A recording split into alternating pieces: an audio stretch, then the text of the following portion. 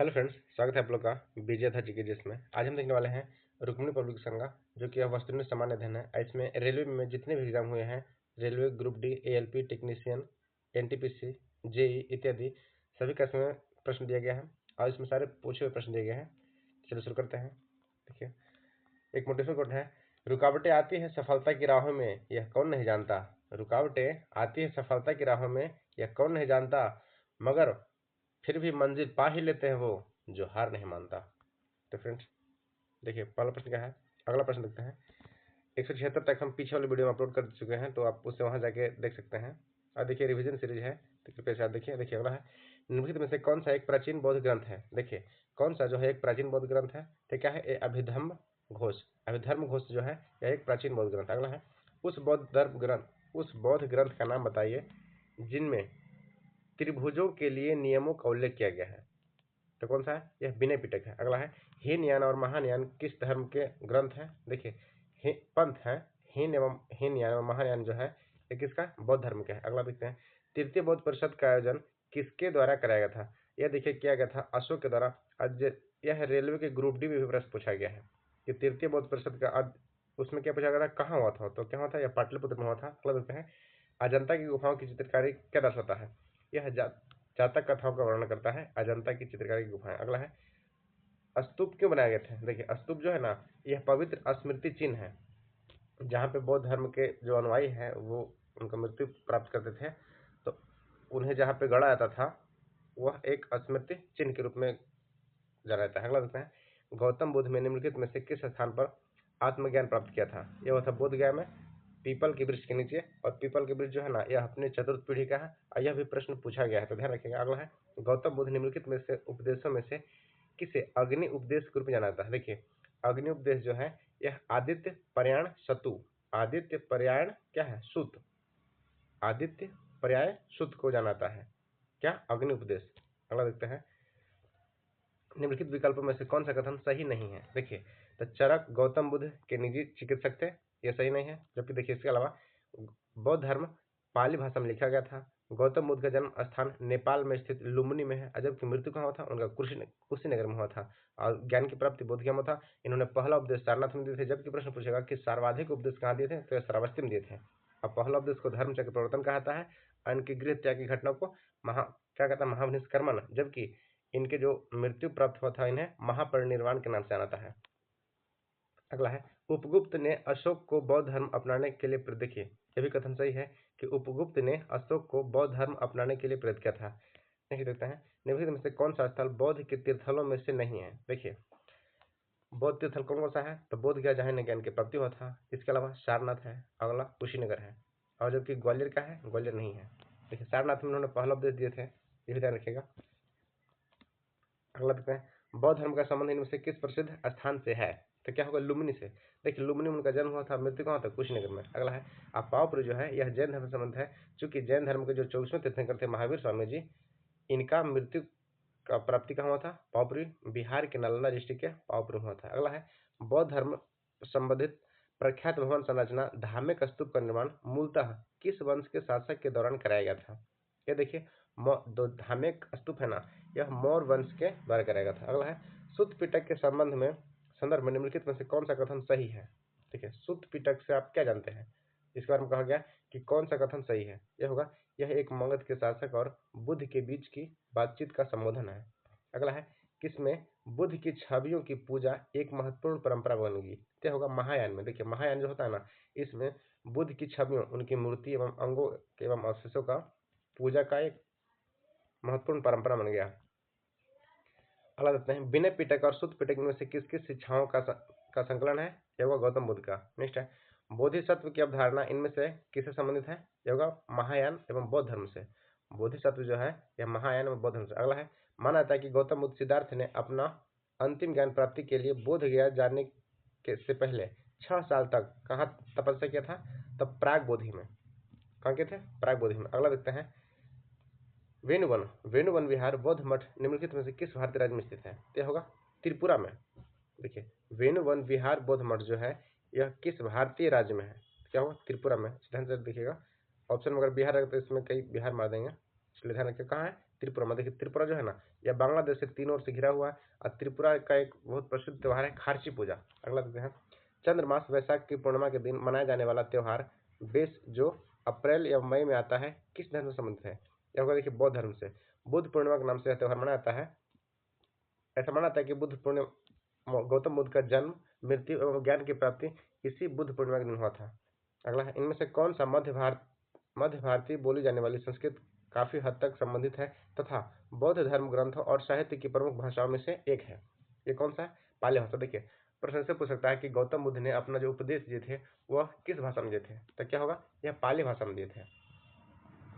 त्रिपिटक इनमें से किस धर्म का ग्रंथ है? तो जानते होंगे त्रिपिटक जो है यह बौद्ध धर्म का है, जबकि त्रिरत्न जो है यह किसका? जैन धर्म का। अगला है, निचिरेन डाइशोनिन की बौद्ध शिक्षा किस देश से शुरू हुआ था? यह जापान से। अगला लगता है, अधिकतर जापान जो है यह एशिया में यहाँ प्रथम बार क्या औद्योगिक क्रांति हुआ था, जबकि विश्व में अगर पूछा कि प्रथम औद्योगिक क्रांति कहाँ हुआ था तो वह इंग्लैंड में हुआ था। नेक्स्ट है, गौतम बुद्ध का संबंध निम्नलिखित में से किस गण से था? तो यह शाक्य गण से था। इनमें से कौन सा शब्द समानता एक बौद्ध मठ को संदर्भित करता है? यह होगा विहार। देखिए विहार के नाम के चलते ही बिहार का नाम बिहार कर दिया गया बौद्ध मठों के एवं बौद्ध भिक्षुओं के कारण। अगला है, हिंदू कैलेंडर के अनुसार बुद्ध प्रतिमा की पूर्णिमा के दिन मनाता है। देखिए हिंदू कैलेंडर के अनुसार जो बुद्ध पूर्णिमा है यह वैशाख में मनाया जाता है। कब? वैशाख में मनाता है। और जैसे बता चुके हैं कि इसी दिन गौतम बुद्ध का जन्म, मृत्यु एवं ज्ञान की प्राप्ति हुआ था, ऐसा मानता है। नेक्स्ट है, निम्नलिखित में से भारत एक स्थित बौद्ध मंदिर है, कहाँ है? तो ये महाबोधि मंदिर है। भारत में स्थित एक बौद्ध मंदिर है, वो कहाँ है? महाबोधि मंदिर। अगला देखते हैं, शैव धर्म से जो प्रश्न पूछे गए हैं रेलवे में उसे देखते हैं। नहीं देखिए, पुरुष और स्त्री शरीर के मेल से बने भगवान शिव का रूप कहलाता है, क्या कहलाता है? यह अर्धनारीश्वर कहलाता है। अगला है, वैष्णव, इस्लाम एवं ईसाई और पारसी धर्म से जो प्रश्न पूछे गए हैं उसे हम चर्चा करते हैं। देखते हैं, पहला प्रश्न पूछा गया था। अगला है, यहूदी किस धर्म का ग्रंथ है? देखिए यहूदी किस धर्म का पालन करते हैं? तो यह होगा यहूदी धर्म। अब देखिए एक प्रश्न से पूछता है कि यहूदी धर्म का जो पवित्र ग्रंथ है उसे क्या कहते हैं? सिनेगोग कहते हैं। यहूदी धर्म का जो पूजा का स्थल है ना उसे सिनेगोग कहा जाता है। क्या? सिनेगोग। किस भारतीय मूल ग्रंथ का हाल ही में चीनी भाषा में अनुवाद किया गया था? यह होगा भागवत गीता का। किसे? भागवत गीता। अगला है, हिंदू धर्म अद्वैत का सिद्धांत किसने प्रतिपादित किया था? देखिए अद्वैत का दिए थे कौन? आदि शंकराचार्य। अगला है, वेंकटेश, क्या प्रश्न है? वेंकटेश्वर जिन्हें वेंकटचलपति, श्रीनिवास और बालाजी के नाम से भी जाना जाता है, ये हिंदू भगवान कौन से हैं? तो हैं हनुमान जी। कौन? हनुमान जी। अगला है, हिंदू धर्म पुरुषार्थ जीवन के लक्ष्य के माध्यम से जीवन में पूर्ण भागीदारी को प्रोत्साहित करता है, निम्नलिखित में से कौन सा पुरुषार्थ नहीं है? यह होगा सत्य। क्या? अगला है, महाजनपदों के उदय। देखिए इसमें जो प्रश्न पूछा गया था क्या है? सूची को सूची से मिलाएं और नीचे दिए गए सूची को कोड के हिसाब से चयन कर। देखिए क्या है? प्रदोत, उदयन, प्रसेनजित, अजातशत्रु, यह किन किन शासक से संबंधित है एवं राज्य से? देखिए इसका होगा आंसर नंबर 3। प्रदोत जो थे यह अवंती से थे। उदयन जो थे यह वत्स से थे। उदयन जो राज्य है यह वत्स से था। और प्रसेनजित कहाँ के राजा थे? तो जैसे जानते होंगे प्रसेनजित कौशल के राजा प्रसेनजित थे और अजातशत्रु मगध के हैं। अगला देखते हैं, निम्नलिखित में से कौन सा भारत में सबसे पुराने सिक्के थे? यह होगा पंच चिन्हित सिक्के। कौन सा? पंच चिन्हित सिक्के। देखिए स्वर्ण सिक्का जो है ना यह कुषाणों द्वारा चला गया था। अगला है, और शीशे का सिक्का सातवाहनों के द्वारा चला गया था। शीशे का जो सिक्का है यह सातवाहनों के द्वारा चला गया था। अगला है, कौशल, अंग, काशी और वज्जी ये सभी क्या थे? यह 16 महाजनपद के भाग थे। कौशल, वज्जी, अवंती ये सब क्या थे?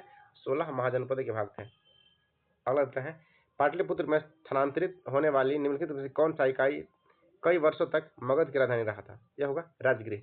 नेक्स्ट है, निम्नलिखित में से किसने शहर पाटलिपुत्र स्थापित किया था? यह होगा उदयन ने।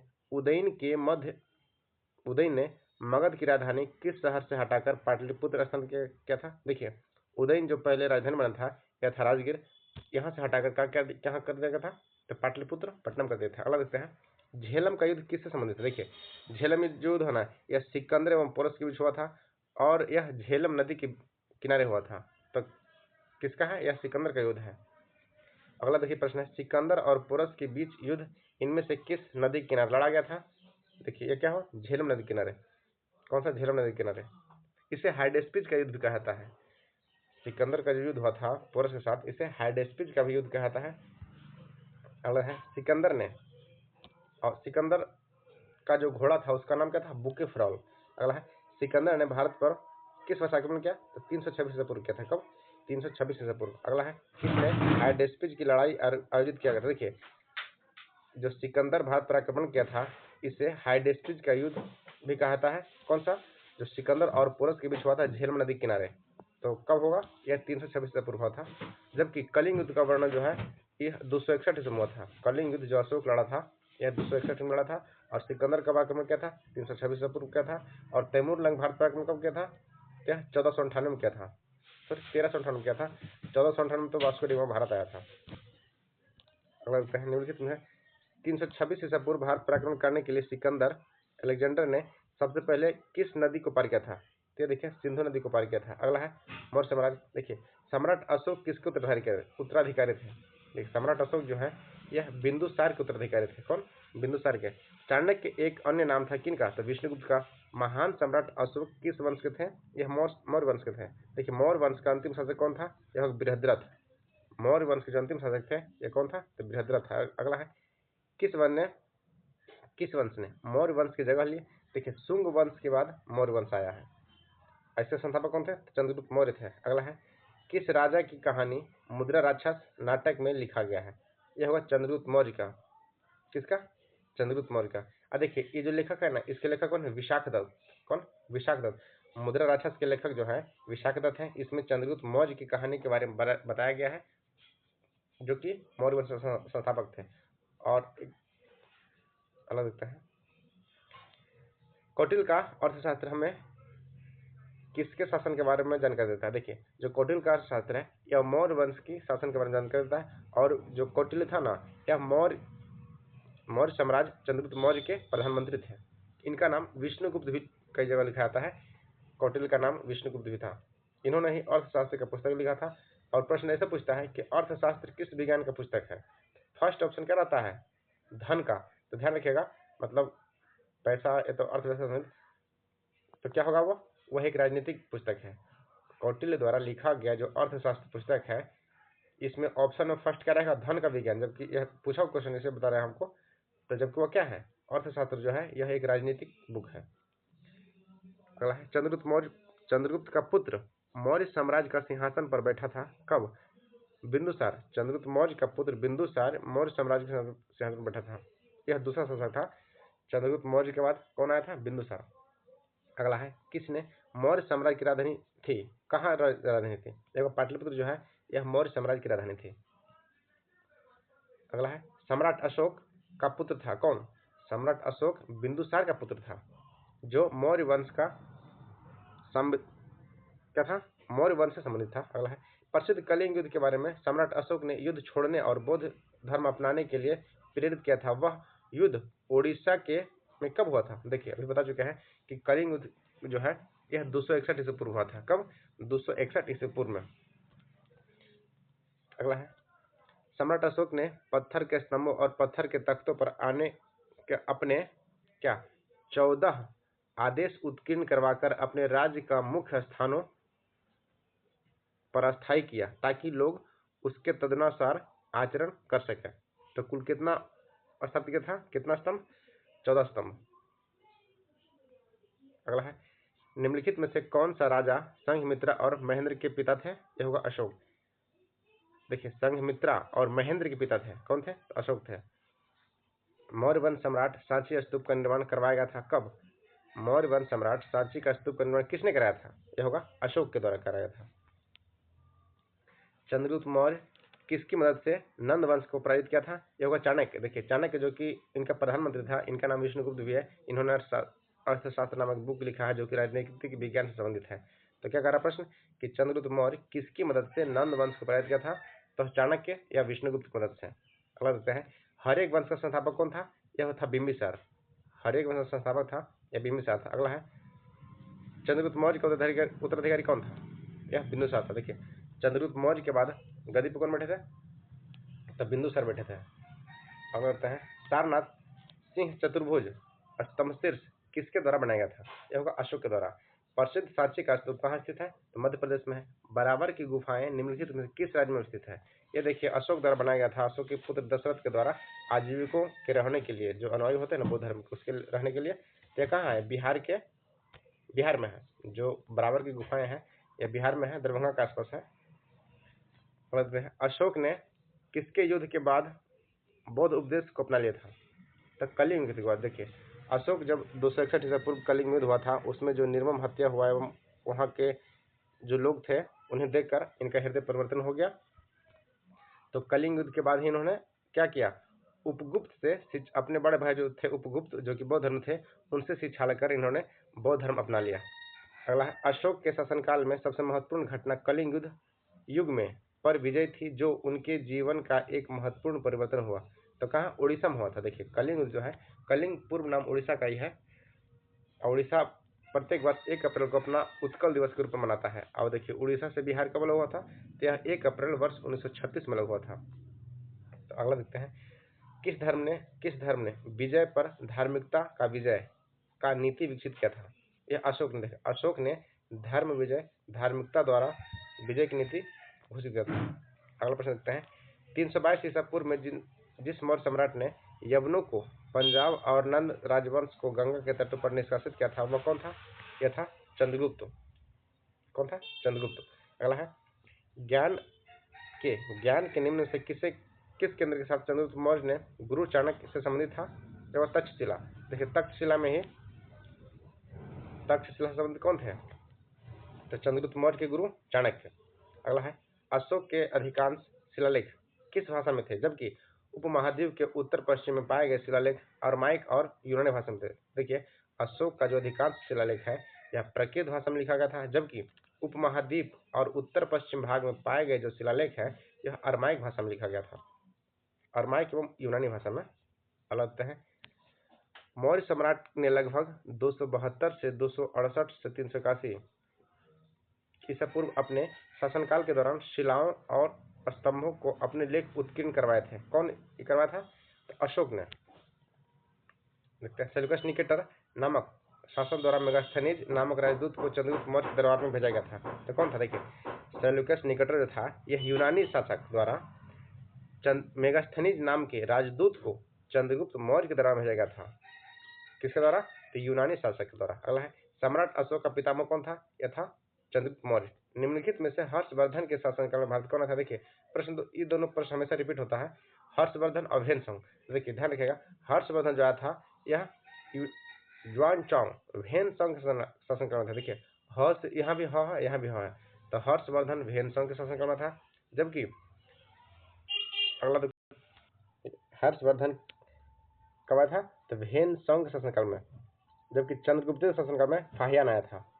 फाहियान जो है यह चंद्रगुप्त द्वितीय के शासनकाल में आया था। अगला क्या है, रवि कीर्ति का ऐहोल शिलालेख पुलकेशिन द्वितीय पर विजय के बारे में विस्तार से वर्णन किया गया। तो क्या?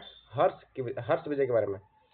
रवि कीर्ति का ऐहोल शिलालेख जो है पुलकेशिन द्वितीय की हर्ष पर विजय के बारे में विस्तार से वर्णन किया गया है। अगला है, लगभग 260 ईसा पूर्व किस मौर्य शासक ने कलिंग को जीतकर सैन्य अभियान का नेतृत्व किया था? यह अशोक किया था। अगला है, अशोक किस राजवंश से संबंधित था? यह था मौर्य वंश से। अगला है, मौर्य राजवंश का अंतिम शासक कौन था? तो बृहद्रथ मौर्य था। कौन था? बृहद्रथ मौर्य। वाराणसी के पास सारनाथ स्तंभ किसने बनवाया था? अशोक बनाया था। अगला है, बराबर की गुफाएं में किस राज्य में स्थित है? बराबर की जो गुफाएं है यह बिहार में है। अशोक ने धम्म के प्रचार के लिए किस नए पद का निर्माण किया था? तो धम्म महामात्र का। इन्होंने अपने पुत्र महेंद्र को और पुत्री को कहाँ भेजा था? तो श्रीलंका भेजा था बौद्ध धर्म के प्रचार के लिए। अगला देखते हैं, सांची के स्तूप का निर्माण किसने कराया था? यह अशोक के द्वारा। मध्य प्रदेश में भगवान बुद्ध के समान सम्राट अशोक मध्य प्रदेश में भगवान बुद्ध के सम्मान में सम्राट अशोक द्वारा बनाया गया बौद्ध स्मारक है। कौन सा? तो सांची का स्तूप है। चंद्रगुप्त मौर्य के गुरु कौन था? तो विष्णुगुप्त थे। सिंह चतुर्भुज स्तंभ कहाँ से लिया गया है? देखिए सिंह चतुर्भुज जो स्तंभ है यह सारनाथ जो कि अशोक द्वारा बनाया था यहाँ से लिया गया है, और यह हमारे भारत के राष्ट्रीय प्रतीक चिन्ह में शामिल है। अगला है, उस प्रथम शासक का नाम बताया जिसने अपनी प्रजा और अधिकारियों के लिए शिलाखंडों के सतहों पर अपने संदेश अंकित करवाए। यह अशोक था। अशोक महान मौर्य वंश से संबंधित था। किसे था? मौर्य वंश से संबंधित था। अगला देखते हैं पुरातत्वविद। पुरातत्वविद, भाषा ज्ञानी और ईस्ट इंडिया कंपनी के अधिकारी जेम्स प्रिंसेप ने किस वर्ष में अशोक के राज्य जो कि ब्राह्मी लिपि में थे उसकी व्याख्या किया है? यह क्या था? 1837 में। अगला है अशोक तर्क सिद्ध रूप से प्रारंभिक भारत में सबसे प्रसिद्ध शासक थे। जिसने कलिंग पर विजय प्राप्त किया था वह किसका पोता था? तो चंद्रगुप्त मौर्य के पोता थे। अशोक जो है चंद्रगुप्त मौर्य के पोता थे। अगला है इनमें से मौर्य शासक में अध्यक्षों को विभिन्न भागों के लिए अधीक्षकों के रूप में उल्लेखित किया है। ये कौन क्या था? तो कौटिल्य ने। कौटिल्य जो कि इनका नाम विष्णुगुप्त है। कौटिल्य, चाणक्य, विष्णुगुप्त। अगला देखते हैं निम्नलिखित में से मगध साम्राज्य का राजधानी था, क्या होगा? राजगीर। जो मगध साम्राज्य का राजधानी था यह राजगीर था। अगला है चंद्रगुप्त मौर्य मौर्य वंश के संस्थापक थे। भारतीय इतिहास में उनके शासन के बारे में निम्नलिखित में से कौन सा कथन गलत है? तो बैरम खां उनका अच्छा एवं सहयोगी संरक्षक था एवं और मार्गदर्शक था। यह कथन गलत है। जबकि देखिए साम्राज्य के पुरातात्विक साक्ष्य कई कस्बों और शहरों के अस्तित्व को दर्शाते हैं, जिसमें सबसे प्रमुख राजधानी पाटलिपुत्र है। इसके अलावा देखिए और कथन क्या अगला है चंद्रगुप्त मौर्य को पहले अखिल भारतीय लगभग साम्राज्य स्थापना का श्रेय दिया गया है। अगला है उन्होंने सिकंदर अलेक्जेंडर से मुलाकात की और उनकी में शामिल हुए तथा मैसिडोनिया युद्ध में कौशल को सीखा। ये सारे कथन क्या है? सही है। अगला है राजा सिंह विष्णु किस वंश के शासक थे? यह पल्लव वंश के थे। राजा सिंह विष्णु जो थे यह पल्लव वंश के शासक थे। अगला है कलिंग युद्ध की हिंसा देखकर प्रतिशोध लेने की सोच सम्राट अशोक का हृदय परिवर्तन हुआ और वह स्थिर चित्त शांतिप्रिय सम्राट के अनुयायी बन गए। किसका? तो बौद्ध धर्म का अनुयायी बन गए थे कलिंग युद्ध में, जो कि 261 ईसा पूर्व हुआ था उड़ीसा में। अगला है विख्यात प्राचीन स्तूप किसने बनवाए थे? तो अशोक ने बनवाए थे। सम्राट अशोक ने अपने राज्यकाल के 13 वर्ष में एक विशेष अभियान की नियुक्ति किया जो भूमि का सर्वेक्षण करता था तथा भूमि में अभिलेखों को रखरखाव करता था और न्याय का पालन करता था। इस अधिकारी का नाम क्या था? देखिए इसे रज्जु कहते हैं। क्या? रज्जु कहते हैं। अगला प्रश्न देखते हैं अशोक की लिपि पहली बार पढ़ने वाला कौन था? यह जेम्स प्रिंसेप था। अगला कौन सा? James Prinsep. अगला है अशोक के प्राचीनतम प्राप्त अभिलेख निम्नलिखित से किस लिपि में लिखे गए हैं? यह होगा ब्राह्मी में। किसमें? ब्राह्मी में। अगला देखते हैं ब्राह्मण समाज के जो प्रश्न पूछे गए हैं एहोल शिलालेख निम्नलिखित में से किस शासकों से जुड़ा हुआ? यह होगा पुलकेशिन द्वितीय। 9वीं शताब्दी में स्थापित प्रसिद्ध विक्रमशिला विश्वविद्यालय का किस शहर में है? सॉरी, इसका स्थापना कौन किए थे? ये किए थे धर्मपाल। कौन किए थे? धर्मपाल। अगर देखें पुलकेशिन प्रथम और पुलकेशिन द्वितीय नामक शासक किससे संबंधित है? तो चालुक्य वंश से। देखिए पुलकेशिन प्रथम, पुलकेशिन द्वितीय, ये सब चालुक्य वंश के शासक थे। अगला देखते हैं भारत में यवन राज्यों एवं कुषाण का, इससे जो प्रश्न पूछेगा उसको देखते हैं प्राचीन भारत में निम्नलिखित में किस एक नियमित रूप से सोने के सिक्के चलाए थे? देखिए तो पार्थियन ने नियमित रूप से सोने के सिक्के चलाए थे। कौन? पार्थियन ने। अगला है कनिष्क किस वंश से संबंधित है? यह कुषाण वंश से। कनिष्क जो है कुषाण वंश से संबंधित है। अगला है ईसा पूर्व कब शताब्दी की शुरुआत में कुषाणों ने भारत की उत्तर पश्चिम सीमा पर अपना अधिकार स्थापित कर लिया था? यह पहली शताब्दी में। कब? पहली शताब्दी में। अगला है कुषाण राजाओं ने पहले मशहूर क्या कनिष्क थे जो कुषाण राजवंश में तीसरे शासक थे। कुषाण राजाओं में सबसे मशहूर क्या कनिष्क थे जो कुषाण राजवंशों के तीसरे शासक थे। अगला देखते हैं कनिष्क जो है यह वंश का सम्राट था। किसका? तो कुषाण वंश का। अगला है निम्नलिखित से कौन शल्य चिकित्सा के रूप में जाना जाता है? तो सुश्रुत। देखिए सुश्रुत जो है यह शल्य चिकित्सा के रूप में जाना जाते हैं। अचानक इनका नाम विष्णुगुप्त भी है जिन्होंने कौन सा पुस्तक लिखा? अर्थशास्त्र पुस्तक लिखे हैं और यह चंद्रगुप्त मौर्य के प्रधानमंत्री थे। इसके अलावा चरक भी क्या थे? चरक भी शिक्षक थे, सॉरी चिकित्सक थे चरक। अगला निम्नलिखित में से राजा ने कौन सा राजा ने चतुर्थ बौद्ध संगीति का आयोजन किया था? यह कनिष्क ने। कश्मीर में कनिष्क ने चतुर्थ बौद्ध संगीति का आयोजन किया था। कब? 98 ईसा पूर्व या प्रथम शताब्दी में। देखिए अगला देखते हैं तृतीय कहाँ हुआ था? द्वितीय हुआ था पाटलिपुत्र में, इसे अशोक ने करवाया था, और प्रथम हुआ था राजगीर में, और द्वितीय कुंडलवन कश्मीर में था। अगला प्रश्न देखते हैं गुप्त साम्राज्य, इसके बारे में देखते हैं नालंदा विश्वविद्यालय के पुनरुत्थान में महत्वपूर्ण भूमिका किसने निभाई थी? यह होगा अमर्त्य सेन। नेक्स्ट है गुप्त काल के दौरान चीन के किस यात्री ने भारत पर का भ्रमण किया था? क्या फाहियान किया था? देखिए हर्षवर्धन के शासनकाल में वेनसंग आया था। कौन आया था? वेनसंग, जबकि चंद्रगुप्त द्वितीय के शासनकाल में फाहियान आया था। और ये दोनों प्रश्न बार बार रिपीट होते रहते हैं, तो कृपया से ध्यान देखिएगा। हर्षवर्धन शासन कौन आया था? ह्वेनसांग आया था। और चंद्रगुप्त द्वितीय शासनकाल में फाहियान आया था। और ये दोनों चीनी विद्वान था। कौन? चीनी दार्शनिक थे। अगला है, चौथी शताब्दी की शुरुआत में गुप्तों ने कहाँ एक छोटा सा साम्राज्य स्थापित किया था? ये होगा मगध में। चौथी शताब्दी में गुप्तों ने मगध में एक छोटा सा साम्राज्य स्थापित कर लिया था। और बिंदु शक्ति वंश के संस्थापक थे। कौन? वाकाटक। जो बिंदु शक्ति थे यह वाकाटक वंश के संस्थापक थे। अगला है, इतिहासकार क्रॉनिकल एक ऐसे व्यक्ति था जो राजा के लिए वृत्तांत लिखता था। देखिए, क्रॉनिकल या इतिहासकार का किसे कहता है? तो जो राजा के लिए वृत्तांत लिखता है ना, राजा का वृत्तांत, उसे इतिहासकार कहते हैं। अगला है, प्राचीन काल में अमर सिंह द्वारा भाषा के शब्दों का एक शब्दकोश तैयार किया गया, जिनका नाम अमरकोश था। ये किस भाषा में था? यह संस्कृत में था। देखिए, अमरकोश जो कि अमर सिंह द्वारा लिखा गया था। खजुराहो में पाया गया प्रसिद्ध लक्ष्मण मंदिर किसके द्वारा बनाया गया था? यह होगा चंदेलों के द्वारा। अगला है, चीनी यात्री फाहियान किसके शासनकाल में भारत आया था? देखिए, यह प्रश्न विभिन्न एग्जामों में बार बार रिपीट होते हैं, कृपया आप ध्यान रखिएगा। चीनी यात्री जो फाहियान आया था ना, ये देखिए चंद्रगुप्त द्वितीय में आया था। और हर्षवर्धन के शासनकाल में ह्वेनसांग आया था। कौन? हर्षवर्धन के शासनकाल में ह्वेनसांग आया था। और फाहियान के शासनकाल में जो चंद्रगुप्त द्वितीय शासनकाल कौन आया था? फाहियान आया था। प्रसिद्ध चीनी यात्री ह्वेनसांग किसके शासन में भारत आया था? देखिए, क्या? हर्षवर्धन शासनकाल में। ह्वेनसांग जो है हर्षवर्धन शासनकाल में था। अगला है, भारत आने वाले निम्नलिखित विदेशी आगंतुकों की पर विचार कीजिए। देखिए, सबसे पहले कौन आया था? यह आया था मेगास्थनीज। दूसरे कौन था? ह्वेनसांग जो कि हर्षवर्धन शासनकाल में आया था। और उसके बाद कौन है? फाहियान है दूसरा। और तीसरा कौन है? ह्वेनसांग। फाहियान चंद्रगुप्त द्वितीय शासनकाल में भारत आया था और ह्वेनसांग हर्षवर्धन शासनकाल में आया था। जबकि अलबरूनी लास्ट सबसे बाद में कौन आया था? अलबरूनी आया था। अगला, गुप्त काल को प्राचीन भारत का स्वर्ण युग क्यों मनाता है? क्योंकि समाज का विकास, नगरों का व्यापार, मार्गों एवं विकास की उन्नत कृषि, इस सब के कारण गुप्त काल को स्वर्ण युग मनाता है। जबकि स्थापत्य कला का स्वर्ण युग किसे कहता है? तो यह शाहजहां काल कहता है स्थापत्य कला का स्वर्ण युग। अगला देखते हैं, प्राचीन भारत के किस काल में गिल्डों कृषि के लिए नए तरीके और व्यापार मार्ग बनाए गए थे? देखो, गुप्त काल के द्वारा। इतिहासकार विंसेंट स्मिथ ने किस गुप्त शासक को भारत का नेपोलियन बुलाया था? यह होगा समुद्रगुप्त को। देखिए, समुद्रगुप्त को भारत का नेपोलियन किसने कहा था? तो विंसेंट स्मिथ।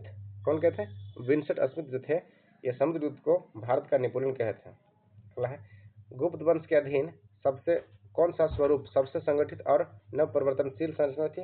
यह होगा व्यापार। अगला है, सामंत काल में कृषि के क्षेत्र में बड़े बदलाव क्या थे जो देशी उत्पादन बढ़ोतरी का एक कारक बने? यह होगा विभिन्न क्षेत्रों में एक समय में एक से अधिक फसलों की खेती करना। यह क्या था? सामंतिक काल में कृषि क्षेत्र में बड़े बदलाव थे। अलग है, चाणक्य किसके दरबारी कवि थे? किसके दरबारी थे? चाणक्य जो थे यह चंद्रगुप्त मौर्य के प्रधानमंत्री थे। इनका नाम विष्णुगुप्त भी है और इन्होंने एक प्रसिद्ध पुस्तक लिखा था। कौन सा? अर्थशास्त्र। अगला है, निम्नलिखित में से कौन सा नगर गुप्त वंश की राजधानी था? यह होगा पाटलिपुत्र। निम्नलिखित में से कौन सा शहर चालुक्यों की राजधानी था? यह होगा बादामी। जो चालुक्यों की राजधानी था यह कौन सा था? बादामी था। अगला है, पाल साम्राज्य का संस्थापक कौन था? तो गोपाल थे। जबकि जो नालंदा विक्रमशिला विश्वविद्यालय के सामने कौन के थे? तो धर्मपाल के थे। उदंतपुरी विश्वविद्यालय का किस राज्य में है? यह होगा बिहार में। उदंतपुरी जो विश्वविद्यालय है एक कहाँ? बिहार में है। अगला है, प्रसिद्ध यात्री फाहियान के संबंध में क्या सही है? देखिए, फाहियान जो है यह चंद्रगुप्त द्वितीय का शासन रहा था और ह्वेनसांग हर्षवर्धन का शासन रहा था। और ये क्या थे? दोनों चीनी विद्वान थे। अगला है, चीनी यात्री ह्वेनसांग किसके समकाल थे? तो हर्षवर्धन। देखिए, कौन था? हर्षवर्धन। निम्नलिखित में से कौन से चंद्रगुप्त द्वितीय के नवरत्नों में से एक थे? कौन थे? देखिए, तो वह ब्राह्मीण थे जो कि खगोलविद एवं गणितज्ञ थे। कौन? ब्राह्मीण। इसके अलावा देखते हैं, जो चंद्रगुप्त द्वितीय के शासनकाल में नवरत्न थे, अमर सिंह क्या थे? संस्कृत कवि थे। कालिदास क्या थे? यह संस्कृत विद्वान थे। धन्वंतरी क्या थे? तो यह चिकित्सक थे। धन्वंतरी जो थे यह चिकित्सक थे। बैताल भट्ट यह जादूगर थे। इसके अलावा छपनक जो था यह ज्योतिष विद्वान थे। घटकरपर यह कूटनीतिक विज्ञान थे। और बर्रुचि यह देखिए व्याकरण विज्ञान थे। इसके अलावा शंकु यह वास्तुकार थे। तो ध्यान रखिएगा, चंद्रगुप्त द्वितीय शासनकाल में नवरत्न ये सब शामिल थे। इसके अलावा देखिए, शिवाजी के बारे में पूछता है और प्रश्न पूछेगा अष्ट दिग्गज। कि अष्टदिग्गज किसके शासनकाल में थे, किसके दरबार में थे? तो होगा अष्टदिग्गज जो थे या कृष्णदेव राय के दरबार में रहते थे। कौन? अष्टदिग्गज।